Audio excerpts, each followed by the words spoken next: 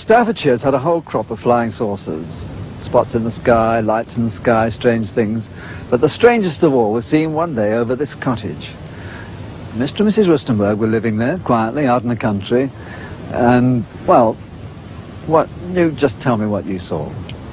Well, it was one ordinary day. I was waiting for my husband to come home from work, and my two sons went to Seaford to school, and I was getting changed, and I heard this terrific noise. It was just like a giant cauldron of water being poured onto a fire, a shh sort of noise, you know.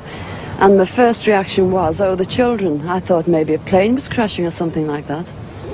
And I slipped my jumper on and went outside to find my two sons lying flat on the ground in the garden in front of the house, shouting, "Mummy, Mummy, there's a flying saucer." Well, naturally, I just said, "Come on, don't be stupid. Come in the house." But felt sort of a strange sensation.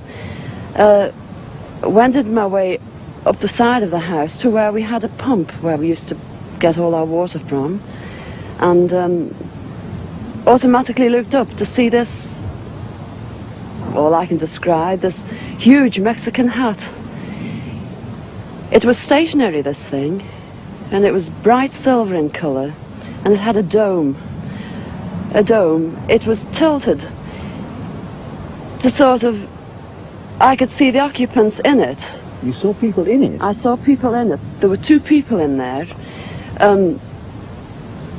These people were beautiful people. That's the only way I can describe them. They had long golden hair, like a page boy bob, just like the old kings. You used to see photographs of the old kings. And the colour of the hair was golden. Now, I was really... What were they dressed in? They had a sort of a polo neck jumper affair, like a ski top suit, in pale blue.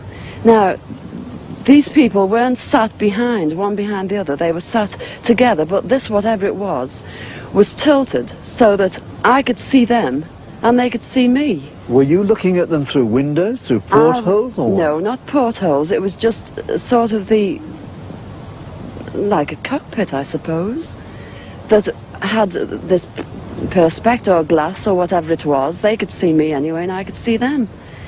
And they had beautiful faces. I shall never forget their faces as long as I live. Their foreheads seemed to be a bit larger than, you know, the bottom of their faces as normal people you would expect to see. But maybe this was just whatever they had round their heads, which was like a transparent fishbowl. And they just looked, and I was absolutely paralytic with fear. I couldn't move, although my mind was ticking over.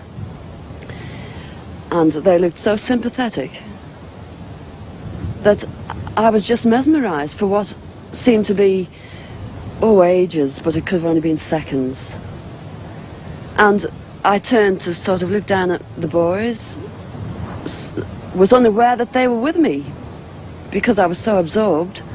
And the next thing, I looked up and it was gone. How low had it been? It had been the height, I couldn't tell you. But the house that you've seen, it was just on top of the roof. It was hovering on top of the roof. How big was it compared with the size of the house? It swallowed the whole circumference of the roof. I couldn't see, the roof was completely blotted out.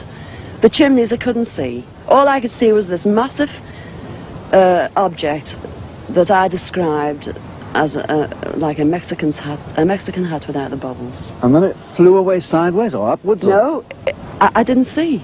I just looked up and it had gone. But I assume it went straight up, because for a short while after in the sky I looked around and I said to my two boys, "Where, can you see anything? Can you see anything?" And they said, "There it is, Mum," and they pointed up, and I watched it. It was just like a little cotton reel in the sky, and it circled us 3 times. It went round 3 times, and then it just shut off, and that was it. When I started to analyse myself afterwards, I feared that I might have had an hallucination, but then I knew I hadn't had, because my sons were so sure about what they'd seen and what I'd seen. And it went through my mind that it was a secret weapon from Russia, and then I thought, well, it can't be that, because if they had something like that, they wouldn't need to fear anybody or anything. Were you scared by it? Did you run indoors? Oh, I was petrified. I couldn't move. I couldn't move a muscle. I was paralyzed with fear. But now I wouldn't be. Because now, when I look back, you know, I think, what an amazing thing to have happened, and for me to have seen it. And when your husband came home, where were you? Well, when my husband came home from the office, I was locked in the house with my children, under a big kitchen table that we were using. Under the table? Under the table, yes. It's funny now when I look back, you know, it sounds absolutely ridiculous, but this is the truth. This happened. And that's it. We were ridiculed. It was very embarrassing at the time, and people, they possibly thought, oh, she's a nutter. But, you know, who cares? This is something that happened to me, and I'm a practically minded person, and that's it.